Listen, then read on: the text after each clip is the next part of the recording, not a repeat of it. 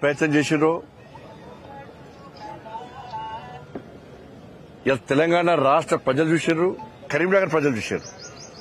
కరీంనగర్ ప్రజల వల్ల చర్చ ఒకటి, రేపు మేము గెలిపించినాం 30 మందిని భారతీయ జనతా పార్టీ అభ్యర్థులను గెలిపిస్తే ఇలా వాళ్లకు మేయర్ పదవి రాకుండా ఈ పార్టీలన్నీ కలిసి అడ్డుకుంటాడని చూసి ప్రజలు ఆశ్చర్యపోయారు, విస్మయాన్ని వ్యక్తం చేశారు. గింత కుట్రలా, ఇంత కుతంత్రాలా? కానీ అందరూ ఒకటేరు, కానీ ఏం సాధించకపోయారు. చివరకు సాధించింది భారతీయ జనతా పార్టీ. దానికి కారణం లేదు, కేవలం భారతీయ జనతా పార్టీ బలపడుతుంది. భారతీయ జనతా పార్టీని కరీంనగర్లో రానియద్దు. ఈ కరీంనగర్లో భారతీయ జనతా పార్టీ మేయర్ అయితే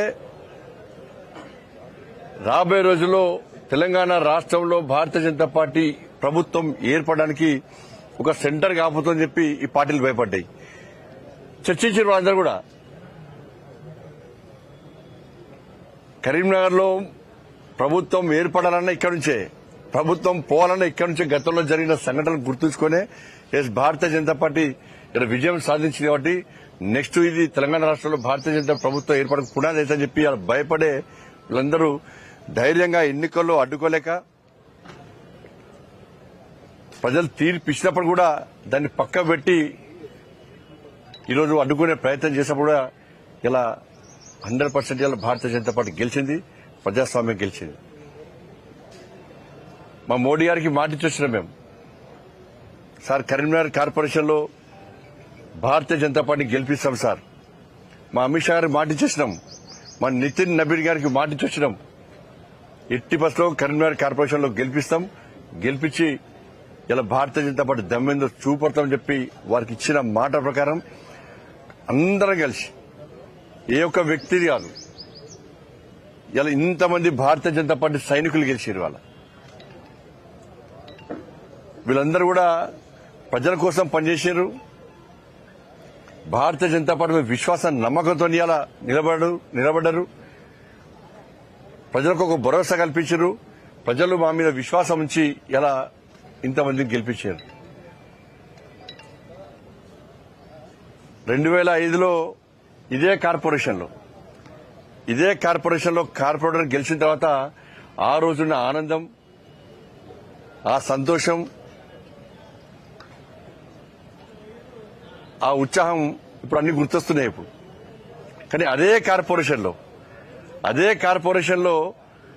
భారతీయ జనతా పార్టీ అభ్యర్థి మేయర్గా ఇవాళ సాధించడం కూడా అంతకంటే ఎక్కువ సంతోషం, ఆనందాన్ని మాకు కలిగిస్తా ఉన్నది. ఇవాళ తెలంగాణ రాష్ట్రం ఏర్పడిన తర్వాత మొట్టమొదటి మేయర్ ఇవాళ కొలగాని శ్రీనివాస్ గారు, మొట్టమొదటి డిప్యూటీ మేయర్ సునీల్ రావు గారు. అది కరీంనగర్కి అవకాశం దక్కింది. కానీ ఇంతమంది సైనికులు ఇవాళ ప్రజల ఆశీర్వాదం గెలిచారు. వీళ్ళందరూ కూడా ఒక కమిట్మెంట్తో ఉన్నారు, ఒక ప్రణాళికతో తయారై సిద్ధంగా ఉన్నారు. ఎట్టి బస్సులో కరీంనగర్ అభివృద్ధి చేయాలని చెప్పి ఒక లక్ష్యంతో వీళ్ళందరూ వచ్చారు తప్ప ఏ రాజకీయ అపేక్షతోనో డబ్బులు సంపాదించుకోవాలని చెప్పి ఆలోచనతో ఇవ్వలేరు. ఇలా ఎలాంటి అవినీతికి ఆస్కారం ఇవ్వకుండా, ఎలాంటి ఆరోపణలకు ఆస్కారం ఇవ్వకుండా కరీంనగర్ కార్పొరేషన్ అభివృద్ధి చేయాలని ఒక లక్ష్యంతో మాత్రమే ఎన్నికల బరిలోకి దిగినాం.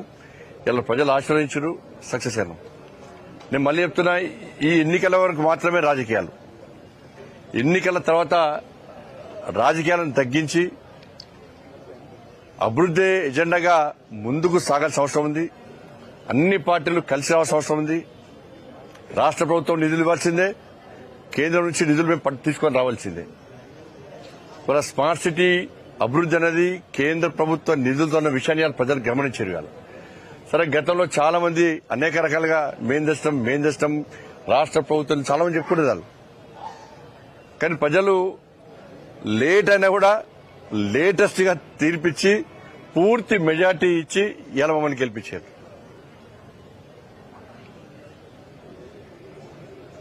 అంటే రాబోయే రోజుల్లో కూడా తప్పకుండా కరీంనగర్ అభివృద్ధికి సహకరిస్తాం, నిధులు తీసుకొస్తాం.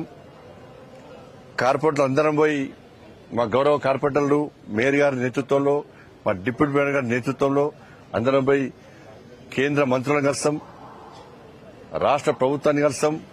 అందరూ కూడా కలిసి నిధులు ఇవ్వాల్సిన అవసరం ఉంది. ఇది బీజేపీ మేయర్ అని చెప్పి నిర్లక్ష్యం చేస్తే కూడా వదిలిపెట్టే ప్రసక్తి లేదు. అలా ఎంత ఇబ్బంది అనిపిస్తుందంటే నిన్న వాళ్ళు చేసిన కుట్రలు మామూలు కుట్రలు. ముఖ్యమంత్రి కూడా